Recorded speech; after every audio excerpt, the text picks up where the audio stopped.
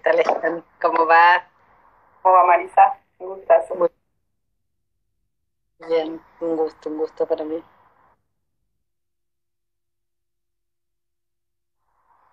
Bueno, vamos a ir esperando que se una.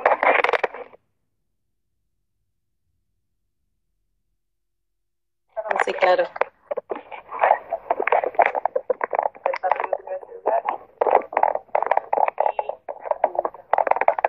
Se va creando más gente a la charla. Vamos a dar la bienvenida a la doctora Marisa Eisenberg. Ella va a estar culminando el módulo 5 de este ciclo de Derecho a Domicilio por la Fundación. Bueno, vamos a estar cerrando un módulo muy importante para nosotros porque tuvimos el gusto y el honor de que un montón de juristas renombrados en todo el país, incluida la doctora, haya aceptado ceder parte de su tiempo para traerles a ustedes a sus casas debates y discusiones sobre el derecho actual en estos tiempos de pandemia. Vamos a cerrar el módulo, como dije, y los invitamos el martes que viene a las 5 de la tarde a que nos acompañen a iniciar el módulo 6, que va a versar sobre derecho civil, y va a estar el doctor Fulvio Santarelli hablando sobre el régimen de locaciones, algo que es muy actual debido a a la reciente sanción de la ley de inquilinos, así que va a estar muy interesante. Bueno, vemos que va llegando más gente. Mientras tanto, Marisa, te voy a presentar, ¿sí? Sí. Tengo acá tu CV, yo saqué el observatorio, es larguísimo. Hemos dicho que no es cualquier persona la que va a estar hoy, es una jurista muy destacada en el ámbito del derecho civil y específicamente en el derecho de la salud. Así que voy a tratar de resumir lo más posible el CV de No, Marisa no para que hace, ustedes la no hace conozcan. falta. Bueno, luego más cortito si querés. Sí, sí, sí. ¿Sí? Bueno, perfecto. Ella es abogada egresada de la Universidad de Buenos Aires y especialista en Derecho Civil por la Universidad de Salamanca, España. También ha cursado la actualización en Derecho Civil de la UBA, en Derecho de la Salud en el posgrado de la Universidad de Buenos Aires y se diplomó también en esa especialidad en la Escuela de Procuración del Tesoro de la Nación y también se graduó en Conducción y Gestión de Hospitales de la Universidad de El Salvador. Ha escrito libros, ha sido asesora de casi todos los organismos del país, es una eminencia en lo que es salud, así que bueno, la dejamos que pueda hablarnos, nos tenemos algunas preguntas, ustedes también pueden hacer algunas, que se las vamos a ir diciendo a Marisa si nos queda un poco de tiempo, y vamos a estar hablando sobre derecho y salud. Marisa. Muchísimas gracias por la invitación. Me pareció muy interesante esto de ir al domicilio, de llevar el derecho a las casas. Este es un concepto muy interesante. Yo le he puesto un nombre en la Argentina a esto que ustedes hacen, y se llama ciudadanía sanitaria, que tiene que ver con crear condiciones para el ejercicio de derechos y obligaciones. Digamos, para nosotros es una tragedia lo que ocurre, pero para aquellos que hacemos esta especialidad del derecho de la salud es una oportunidad enorme de que se instale este tema y que quede instalado en las agendas públicas. Oír a los presidentes de todos los estados argentinos, de todos los estados locales, de todas las jurisdicciones, al presidente de la nación y de tantas naciones, pedirnos responsabilidad individual y social, es pedirnos esto, que ejerzamos nuestra ciudadanía. Y yo me quiero sorprender, yo no leí las preguntas, entonces vos las vas haciendo en la medida en que surjan y que la gente participe y ejerza esto, su ciudadanía, ya que estamos yendo a sus domicilios a pedirle que lo hagan. Y en este sentido, te decía, es muy interesante porque ha habido algunos ciclos que nosotros estamos verificando. La llegada a la democracia hizo, digamos, nos hizo tal vez por primera vez experimentar esta posibilidad de ejercicio de un derecho que estaba que estaba allí dormido. Y allí nace el ejercicio de la autonomía, de la autodeterminación. luego vienen las primeras leyes que ponen esto, las leyes que nos permiten a nosotros tomar decisiones en relación a nuestro cuerpo en el ámbito de la salud. Un viejo fallo veo amigos desde el norte al sur del país allí que se van conectando y algunos que no son abogados, aquel fallo Bamondes que permitió a una persona que era testigo de Jehová no ser transfundida. Este es el ejercicio pleno del derecho de la autonomía. Luego empieza a haber muchos movimientos sociales en distintas áreas. Ambiental fue un área que tal vez tuvo mucha visibilidad. En el tema de salud, en la crisis del 2001, yo recuerdo, y muchos, si hacen memoria, va a venir esta situación, las personas con HIV, que se encadenaban al Ministerio de Salud de la Nación para que la provisión de los medicamentos no se cortara.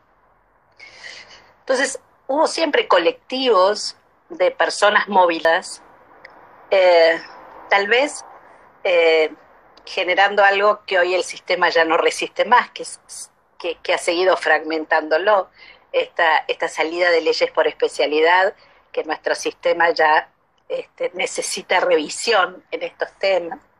Pero digo, hubo todo un movimiento de participación social y que se dio en muchas áreas de nuestra vida democrática, participación social, transparencia, rendición de cuentas, eran los tres ejes.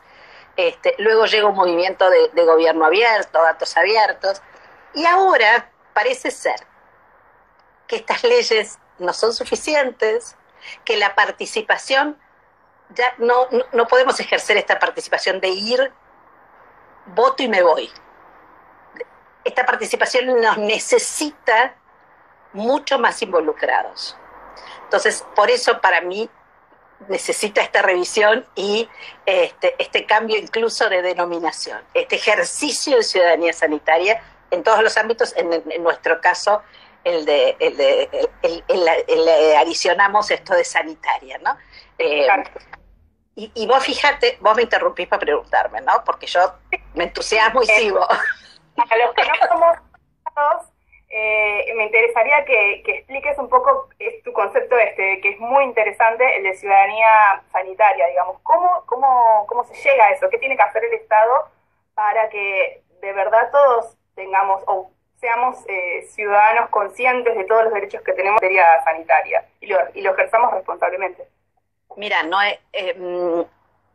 tuve oportunidad de estar, antes de todo esto, convocaron junto a otros colegas de distintos países a Costa Rica a analizar su ley de derechos del paciente.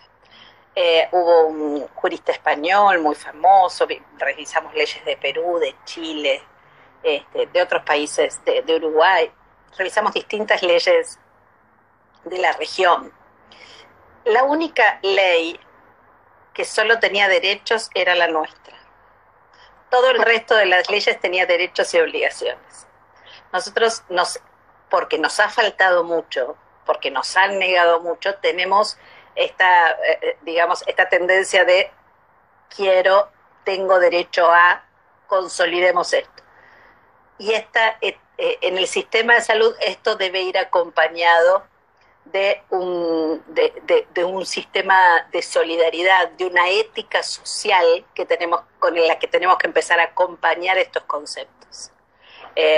Ya aquí la inmunitas se transforma en comunitas. Tenemos que conformar una comunidad que entienda, y hay algo que es muy importante, ¿no? Mira vos, que está sucediendo en el mundo y que nos va a suceder aquí también. Nosotros, como ciudadanos, vamos a tener no la posibilidad, la obligación de ocupar sillas la organización, la EMA, la MEA, nuestro ANMAT en Europa, la FDA en Estados Unidos, y nosotros aquí, en el proyecto de ley de Agencia de Evaluación de Tecnologías Sanitarias, incluso en su antecesora, como la ley no salió, el Ministerio de Salud creó en su momento una Comisión Nacional de Evaluación de Tecnologías Sanitarias, le otorgó una silla a los representantes de los pacientes. ¿Quién se debe sentar allí? Este es un problema si no adquirimos ciudadanía sanitaria. Y vos me decís, ¿por dónde se empieza? Y yo creo que se empieza en los programas de formación de la escuela primaria. Es la única manera de cambiar la mirada sobre el sistema de salud, de crear ciudadanos distintos. Tengo una hija adolescente y tu hijo tiene 7, ¿no? 7, sí. Bueno, mi hija tiene 17 y son chicos que pasaron la gripe, ya pasaron la gripe A, ahora pobres son chicos de pandemias, parece. Con la gripe A, cuando a mí me educaron en mi casa y en el colegio, recuerdo que en el colegio había normas yo no sé si, no las recuerdo ahora, pero había normas de convivencia, ¿no? Entonces te decían, recuerdo que no se podía abrir una pastilla en un cine, y te enseñaban estas normas básicas de convivencia social. Y entonces decían que si estornudabas te tenías que tapar la boca. Yo todavía, habiendo aprendido eso en aquella época, me sigo tapando y te saludo. Estornudo en mi mano. Estos chicos estornudan en el pliegue del codo. Adquirieron, y son aquellos, en tu casa te debe pasar lo mismo, que saben cómo, yo tengo que pensar cómo dividir, no me sale naturalmente cómo separar la basura. Ellos ya lo tienen desde muy chicos. Y a mí me parece que esto es muy importante, incorporarlo en los programas de estudio, alimentación saludable. Digamos, tenemos la posibilidad de vivir muchos más años, pero no más años buenos, más años con enfermedades asociadas. Le tenemos que dar calidad al envejecimiento, convivir con enfermedades crónicas que le van a costar mucho dinero al sistema de salud, porque vamos a vivir más años acompañados de medicamentos. Es lógico, la gente que más consume es la gente mayor, la gente que tiene más alto índice de consumo de medicamentos. En estas condiciones no resiste mucho el sistema. Si no empezamos a hablar de obligaciones, de ciudadanía, de cómo generamos un movimiento de cuidado personal y hacia el otro. En muchos países se discuten cosas terribles, digamos, donde la bioética se pone ahí en pleno debate. Una persona que fuma tiene que entrar en la lista de trasplantes, ¿no? Estas actitudes personales que no, digamos, de falta de cuidado, que luego redundan, que necesariamente van a terminar en un daño en tu salud. Entonces, esto hay que empezar a mirarlo, hay que empezar a observarlo como sociedad, no sancionatoriamente, la sanción no funciona. Nosotros lo tenemos que hacer por convicción. Tenemos que estar convencidos de que esto es así. Un cambio de chip, cambiar el chip. Probablemente a nosotros nos cueste más y a los más chiquititos ya vienen con otra cabeza, son más permeables o bueno, van a ser mucho mejor que nosotros en ese sentido. Absolutamente.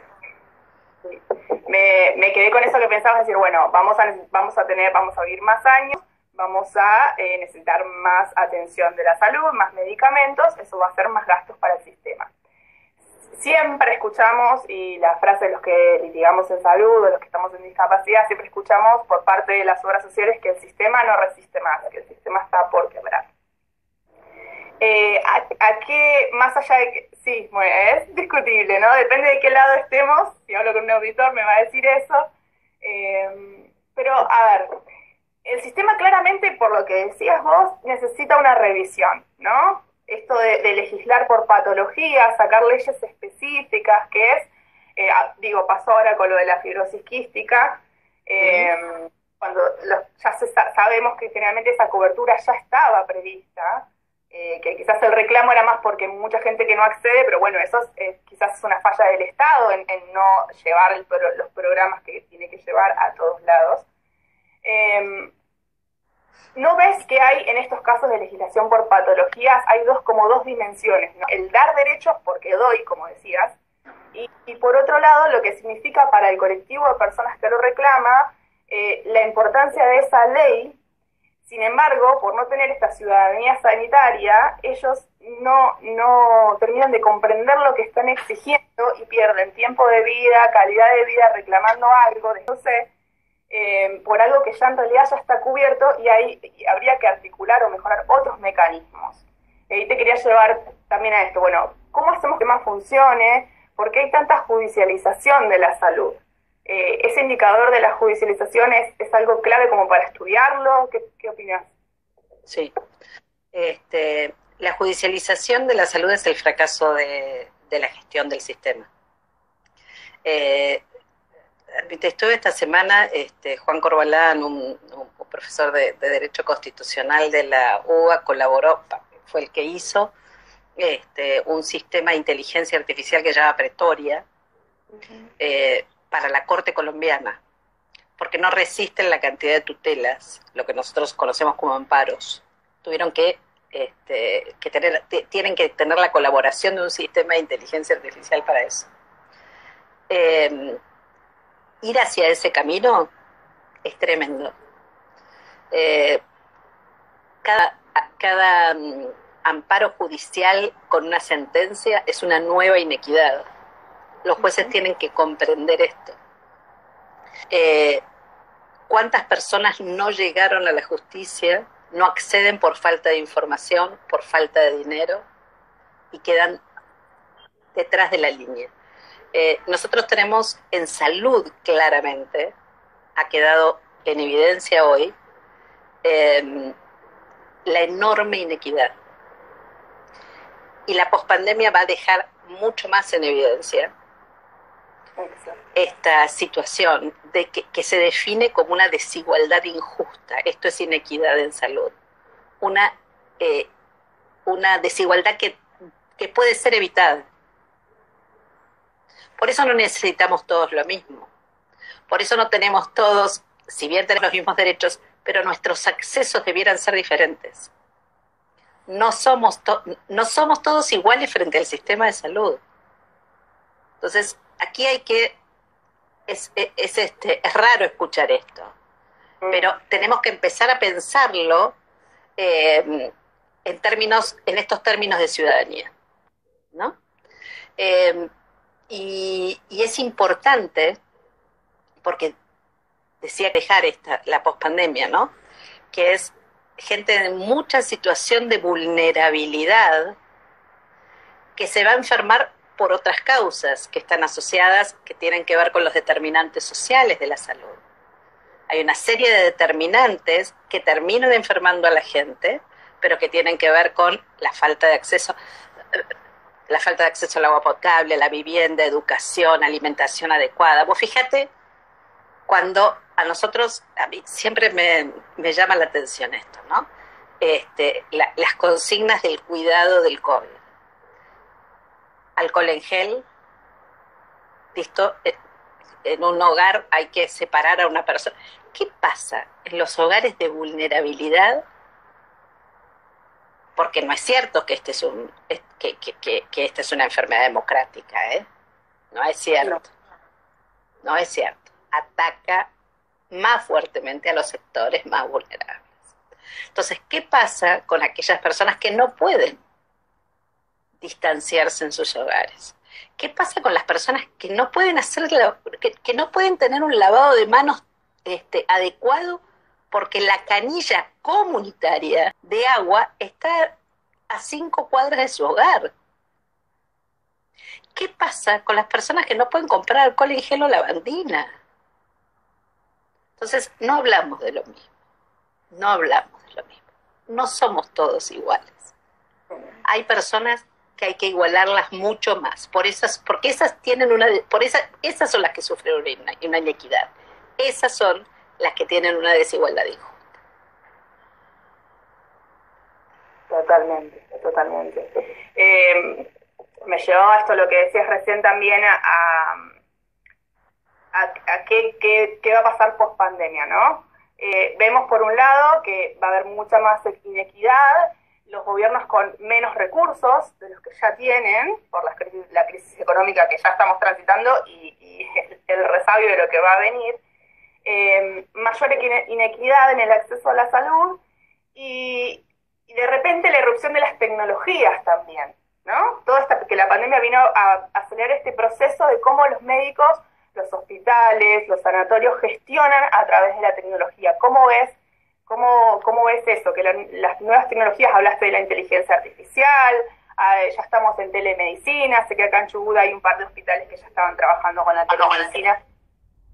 ¿Cómo ves eso, digamos? Al menos va a ser positivo para remediar un poco las inequidades en las que se van a profundizar post pandemia.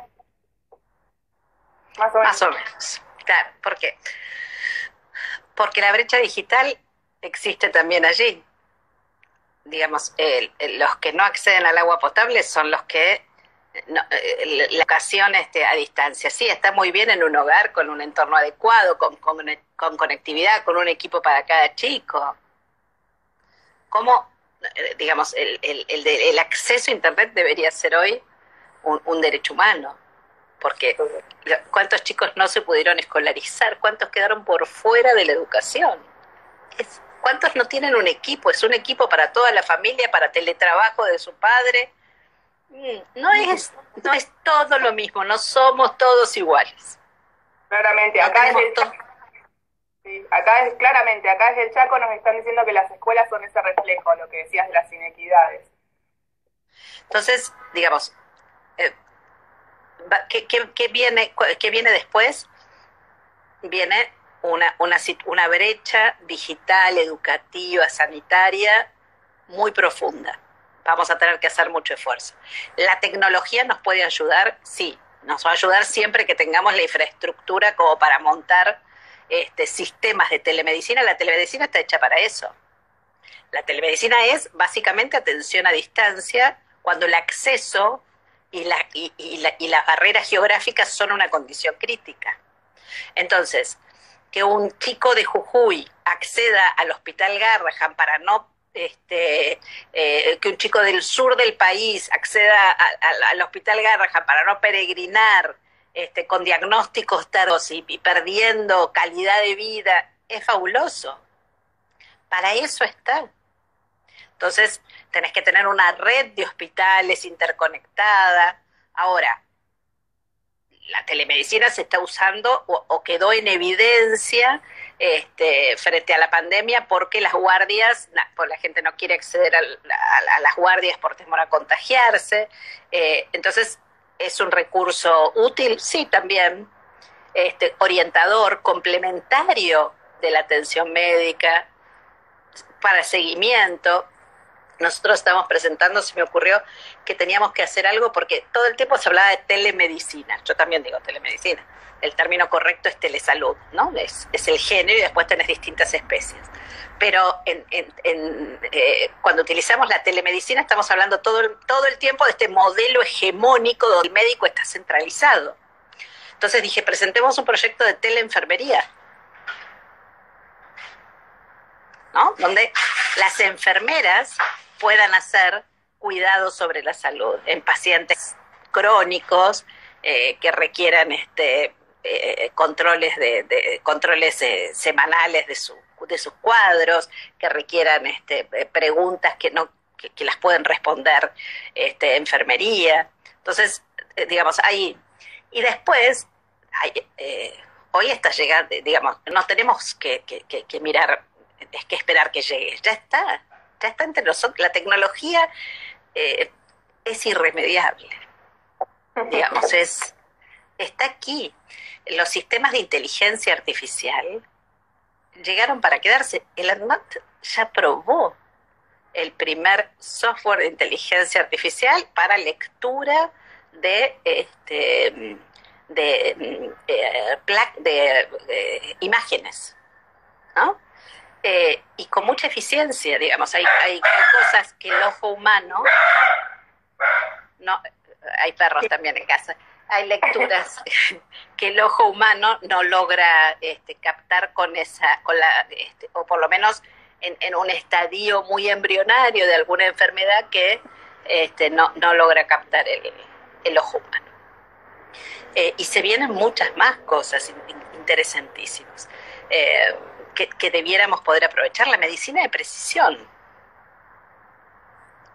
La medicina de precisión, yo estoy fascinada con el estudio de la medicina de precisión porque no está dirigido a grupos poblacionales importantes, sino que es una medicina mucho más individualizada, dirigida a una persona con una patología determinada, que tiene la posibilidad de tener una dosis mucho más adecuada. Y tenemos, te voy a contar algo más que el mundo. En el mundo de los medicamentos, por ejemplo, comienza con el uso de fitoterapia, con elementos, hierbas que se sacan de las plantas. Nuestros ancestros hacían eso. Esto lo copian las moléculas químicas y empiezan a fabricar estas pastillas que nosotros tomamos. Una nueva generación, mucho más reciente, de medicamentos biológicos a partir de sustancias vivas, los conocidos como medicamentos biológicos. Pero muy rápidamente aparece una nueva revolución en el mundo de los medicamentos, que son los medicamentos digitales. Vos consumís con la cápsula algo más chiquito que un granito de arena que ingresa a tu organismo y emite una señal que va a tu aplicación en el celular que dice, primero para recordarte que lo tomaste. Para las personas con Alzheimer es fabuloso, porque el paso anterior había sido en el blister tener una señal en el blister, pero el blister no indica que lo consumiste, indica que lo sacaste y no te acordaste si lo consumiste. Cuando llegues a mi edad ya te va a empezar a pasar. Entonces, eso es, primero, si lo consumís. Y en segundo lugar, ¿qué efecto está haciendo sobre tu organismo? Si está interactuando con otra medicación, si necesitas una dosis mayor o menor. Los chicos diabéticos hoy se evitan un pinchazo. ¿Sabes lo que implica para un chico no pincharse? Con un parche pasan su celular y a través de la dermis se mide la glucosa. Entonces tienen que saber si se tienen que dar o no se tienen que administrar insulina. Entonces es un mundo maravilloso. Nuestra preocupación es que no sea un mundo para pocos. Exacto. Esa es nuestra preocupación. Sí, de hecho, ahí está el derecho de la salud y no el derecho a la salud. Eso quería preguntarte desde el principio, porque a veces los abogados nos confundimos y los decimos de las dos formas, y tenía como unos amigos que me dijeron, por favor, preguntarle cómo le tengo que decir correcto, de la salud o a la salud. Depende de qué quieras nominar. Si vos estás hablando del derecho de acceso a una prestación, vos decís derecho a, tengo derecho a esto en forma concreta.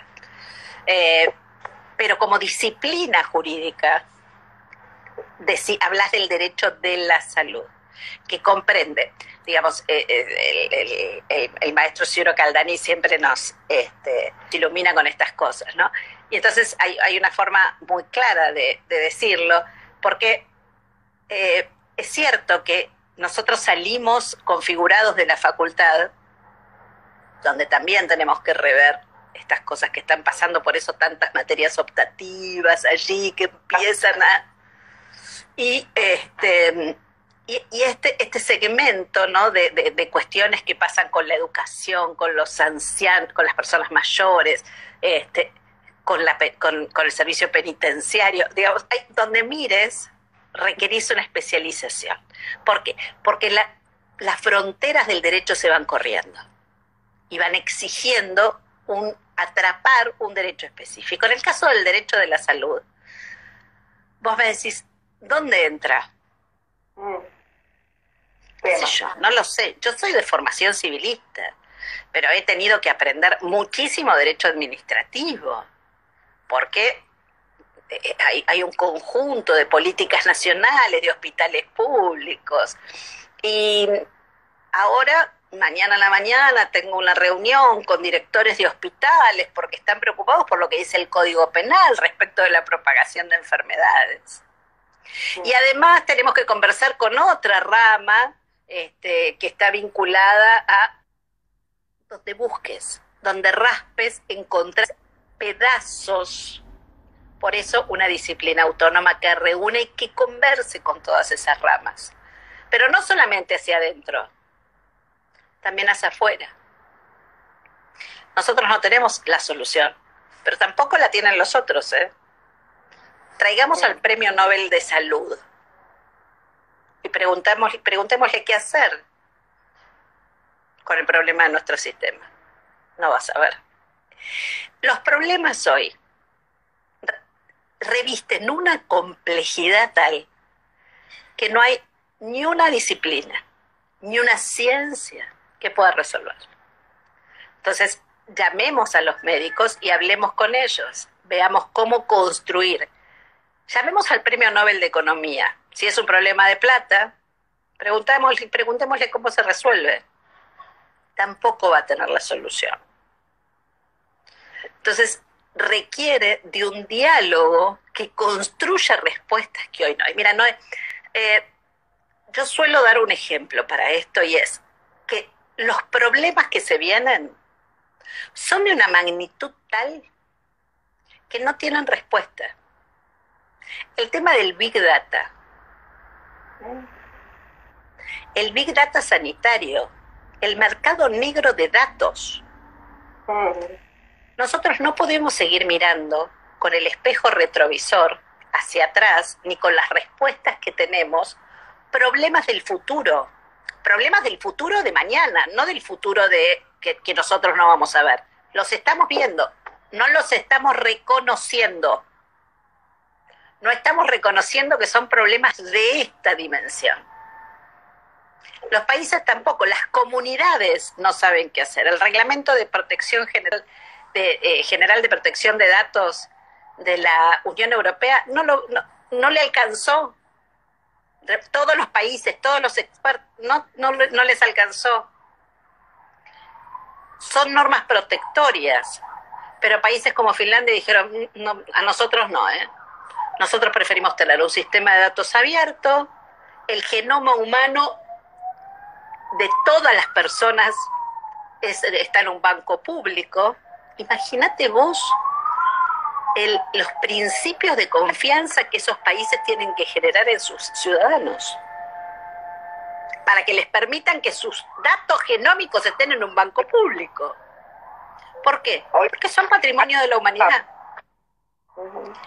Y además de ser patrimonio de la humanidad, tienen otra característica, predictiva. Me pueden decir qué enfermedad voy a tener y cómo no tenerla. ¿Cómo evitar que esa enfermedad se instale? Entonces, sí, las dimensiones que decía. Exactamente. Las dimensiones de los problemas que se vienen, tenemos que tener la capacidad de despojarnos de todo esto, de todos estos ropajes que nosotros tenemos y hemos aprendido, y tener la capacidad de reinventarnos, de reinventar las normas. A mí me parece, en el tema legislativo, vos interrumpime y preguntame, ¿no? Porque yo ves que me entusiasmo y arranco. Eso, ahí que dijiste lo legislativo, me surge otra pregunta. ¿Cómo hacemos, partiendo de la base de lo que hablamos de las inequidades en el acceso, ¿no? Y que no todos somos iguales ni estamos en la misma condición, lamentablemente, ¿cómo opera en todo este sistema el federalismo, ¿no? Las provincias que se reservan sus facultades, nación por un lado, que tiene programas nacionales, leyes nacionales, pero digamos, eso termina a veces profundizando la desigualdad, por niño en el sur que tenga un mejor acceso al sistema de salud, a otro en La Quiaca que quizás no pueda llegar a Buenos Aires y no reciba directamente atención. Entonces, ¿cómo podemos hacer para pensar, repensar, más allá de que hay que analizar todo, ver esto de parar de legislar por patologías? A eso me gustaría añadir algo. Hay una dimensión, a mi criterio, política en esas leyes, ¿no? El sistema, justamente por estas inequidades, el sistema para las familias es tan difícil, tan duro el sistema, te golpea tanto a veces, en los casos de discapacidad, que esos tipos de leyes a veces son como una conquista en las que uno se aferra para decir, bueno, el Estado se acuerda de mí, me reconoció, ¿no? Esa es la faz como política reivindicatoria que yo le veo a ese tipo de cosas. Ahora, en la práctica, no hacen más que complicar el acceso a la salud y cómo se brinda el servicio a la salud, digamos. ¿Cómo ves que el federalismo juega en todo esto? Bueno, ahí pusiste varios puntos interesantes. El primero de ellos, leyes por patología, y ojo con los conflictos de interés que hay por detrás, ¿no? Porque no podemos dejarnos engañar, porque detrás de esos pedidos hay una enorme buena voluntad, un enorme peregrinar sin conseguir cosas, un enorme sufrimiento. Pero también hay una industria farmacéutica usando para que esa droga se incorpore a la canasta de prestaciones básicas. Esto hay que decirlo. Entonces, ojo con los conflictos de interés por detrás, que aparecen por detrás, que no están en la superficie y que nosotros tenemos que saber. Acá hay varios niveles, un nivel micro, un nivel meso, un nivel macro, que tenemos que analizar en conjunto. Si nosotros hablamos de políticas legislativas, tenemos que empezar a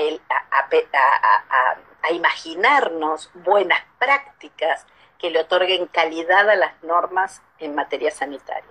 Ninguna norma debería salir jamás en este país si no cumple determinados requisitos previos.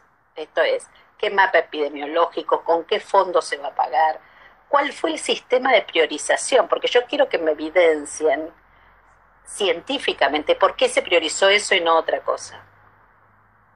Entonces, digamos, esta es una política legislativa. Después, el tema del federalismo es otro problema. En realidad no es un problema, es una gran ventaja que tiene un territorio tan extenso como el nuestro, que no tiene por qué aplicar en tu provincia la ley de enfermedades tropicales porque no la tenés. ¿Por qué va a adherir tu provincia a esa ley? Pero también está para eso hay una política rectora en materia sanitaria, para eso hay un Ministerio de Salud, para eso hay organismos como el COFESA, el Consejo Federal de Salud, que reúne a las 24 jurisdicciones para igualar políticas, para incentivar unas políticas que más se necesitan en torno a determinados. Y para eso hay un Estado Nacional, ¿no? Este es el valor de la articulación en materia de políticas públicas. Por eso no tenemos que dejar que la salud se vaya nunca más de la agenda, porque ahora nos va a quedar este problema, un enorme problema de inequidad que vamos a tener que resolver entre todos y que vamos a tener que resolver con dinero público. Entonces, digamos, este sistema de cómo se prioriza, a quién se prioriza y dónde se pone el dinero, tenemos, digamos, nuestro desafío también pasa por conformar una ciudadanía global, incluso más allá de las fronteras, no solo jurisdiccionales, sino argentinas, fronteras de cómo vamos a generar conciencia de la intervención en qué se gasta nuestro dinero, cómo se prioriza el gasto de nuestro dinero, por qué se compran determinados medicamentos y no otros, por qué se compran a ese precio, qué están haciendo qué está haciendo la región en materia de patentes. Vamos a tener cada vez más necesidad de gasto, recursos. Entonces vamos a tener que tener esta capacidad de poner el gasto en donde corresponda. Y para esto es la ciudadanía. Para eso tenemos que estar muy bien informados, muy bien educados y muy poco permeables a los conflictos de interés. Exacto, exacto. Volviendo al tema esto de las inequidades, te quiero llevar un poco más a la rama interdisciplina de la discapacidad. Digamos que, bueno, es un campo de estudio, al igual que salud, pero no podemos nunca trabajarlos separados, digamos. Ya hablamos un poquito de la legislación por patologías y trabajarlo. Yo ahí también me pregunto el rol de los medios, ¿no? Y que los medios, digamos, esta construcción de ciudadanía que decías, también debería estar apuntada en la formación no solo de los abogados, sino también de los periodistas. A veces uno escucha periodistas entrevistando a familias, hablo puntualmente de lo más reciente, el caso de la fibrosis quística, y el periodista, sin tener formación, por supuesto, en el derecho de la salud, digamos, estaba totalmente avalando la necesidad de esa ley y aseverando que no había nada, que no había cobertura del Estado, que no podía ser que el Estado no tuviera cobertura, digamos. Entonces, a mí me parece que hay una grave falta de formación también, ¿no? En cómo se va creando consensos sin la información precisa. Por supuesto, no vamos a exigirle a un periodista que cuestione a la familia ni nada, porque está para contar la noticia, pero sí decirla con una base de un sustento legal, digamos. Y en materia, vuelvo a lo de Ahí vos sabés que la Asociación Médica Argentina tiene una sociedad dentro de las sociedades que la componen. Hay una sociedad argentina de periodismo médico. Hay médicos que se forman en cómo dar noticias y hay médicos que forman a periodistas. Y hay una comunidad, creo que Valeria Román, Nora Bar, todos aquellos que son periodistas científicos, que saben de estas cosas y escriben con mucha propiedad, hablan con mucha propiedad, estudian los temas, tienen capacitación y sabes que tienen ética, porque también la ética en el periodismo está bastante dejada de lado. Los necesitamos más en la tele. Sí, o por lo menos que sean las personas, digamos, nosotros sabemos cómo los medios se mueven con determinados referentes dentro de determinados temas. Tal vez los propios periodistas deberían tener como referentes a los periodistas especializados en temas de salud, y no cualquier especializado. No los que se llaman especializados, ni estos médicos que vemos. A mí, yo realmente estoy azorada con las cosas que veo, con las cosas que escucho de profesionales. No, yo no puedo, no doy abasto con los oídos a veces, porque es tremendo la falta. Sí, es tremendo. Sentido común, ética, volver a valores que fundan a una sociedad, ¿no? Nos evitaríamos unos cuantos a veces. Perdón, que te interrumpí porque me acordé de la Sociedad Argentina de Periodismo Médico. No, pero es buenísimo porque yo que de periodismo y también realizarlo para todos los que están porque ojalá que quede para todos, a Valeria Román, a Valeria Gentile, creo que es otra, como que cuando pasan el reporte diario todos estamos ojalá que bueno también quede más relevante como ahora.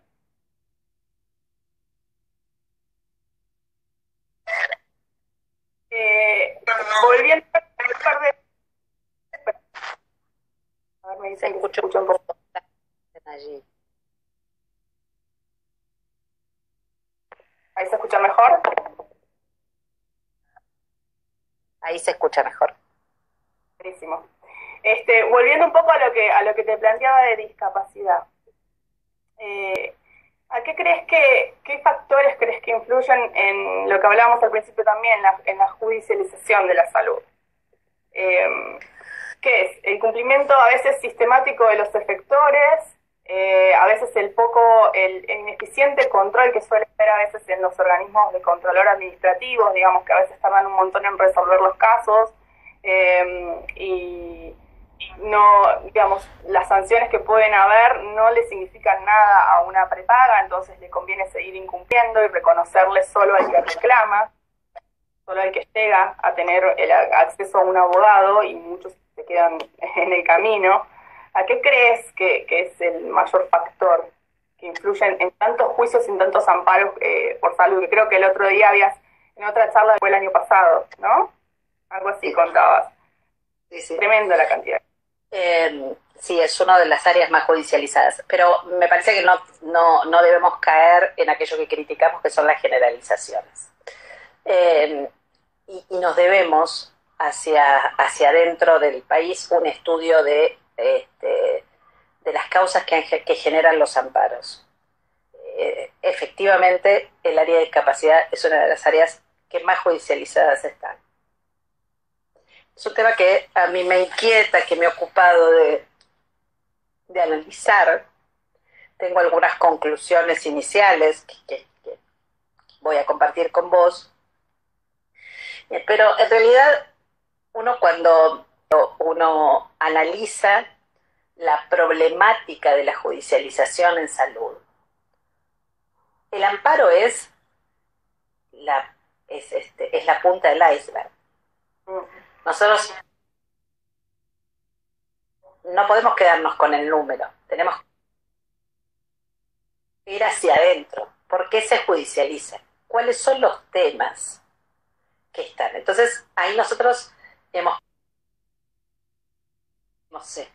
analizado el desglose y tenés muchos amparos por transporte, tenés muchos amparos por educación, y no estás hablando de salud. Entonces, a mí, en lo personal, se me hace que tenemos que revisar la ley. Es una ley sumamente amplia, muy garantista. ¿Debe no serlo? No, de ninguna manera. ¿Tenemos que cambiar esas cosas? No. Lo que digo es cómo conformamos los fondos para que eso siga adentro de la ley y sea de cumplimiento obligatorio. Sea que los nuevos tratamientos, que todas estas nuevas cuestiones, hay que separarlas, digamos, hay que dejarle la salud, darle cobertura, y hay que traer fondos desde otros ministerios, el Ministerio de Educación, hay que buscar formas novedosas de fondear las prestaciones de discapacidad. Me parece que es demasiado para el sector salud, cuando analizás hacia adentro que se judicializa.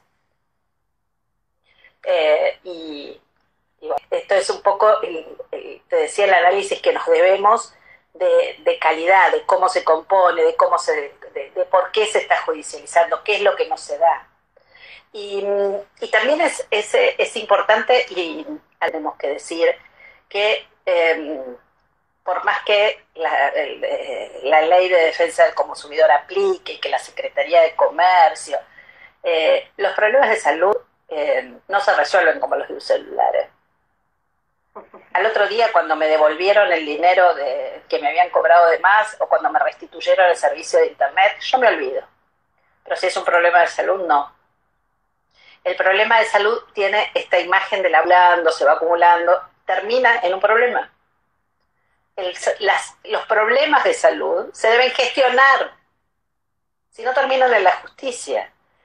Cada uno de los directores de una obra social debe entender que fracasó que fracasó su gestión personal cuando un tema se judicializa. Porque el escenario menos propicio para resolver, una persona enferma encima tiene que ir a un juez, tiene poco con su enfermedad. El escenario menos razonable tiene que ser el escenario judicial. El juez no está. Aparte no entiende la complejidad, la dimensión, otra vez, de que han cobrado las enfermedades, los medicamentos, ni siquiera sus asistentes, ni siquiera el cuerpo médico. Decime vos, ¿qué puedo opinar del cuerpo médico del Spinraza? una neuróloga de un hospital de alta complejidad lo conoció. No todos lo conocen, no todos pueden opinar. No es todo lo mismo en salud. No es todo lo mismo. Pero a veces no se entiende. Yo no sé, vos estás leyendo, porque si no yo me tengo que poner anteojos y no queda lindo. No, esto nos marca la pauta de lo que decías al principio, la interdisciplina, y que el derecho de la salud cubre, digamos, un derecho constitucionalizado a través de los tratados, digamos, cubre todo el plexo jurídico normativo nuestro, y tanto en la gestión pública como al pensar las leyes hay que pensarlo transversalmente a todos, ¿no? Como también debería haber políticas transversales en materia de discapacidad, en materia de género, digamos, o sea, es clave la interdisciplina, como lo decías al principio. La interdisciplina y la intersectorialidad. Digamos, esto está atravesado por muchos sectores. Ahí alguien decía, Olga, ninguna familia desea esa... Oh, pero es así. Digamos, no. Las astreintes que debiera tener una institución de salud, por no dar aquello que iba a dar, deben ser ejemplares. No se tendría que olvidar nunca más ese funcionario con el dinero de su bolsillo del incumplimiento a los deberes que tenía a su cargo. Totalmente. En esto hay que ser serio. Digamos, acá no hay medias tintas. Las interpretaciones, uno puede tener duda de aquello que está por venir, pero de aquello que está, no. Hay que revisarlo. Bueno, formemos una comisión que se ponga a revisar estas cosas. No con un sentido de dar menos de lo que haya, pero ver cómo se da, cómo se sostiene lo que hay que dar.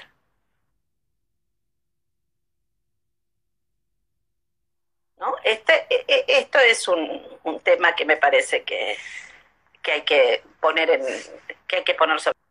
Totalmente. ¿Y cómo se recientemente? ¿No? Vamos a ver un par de preguntas. Acá sí, me dice, está legitimado implícitamente el incumplimiento, ¿sí? ¿Qué es lo que hay que disuadir, a que cumplan, dar, no sé, incentivos o astreintes que valga la pena?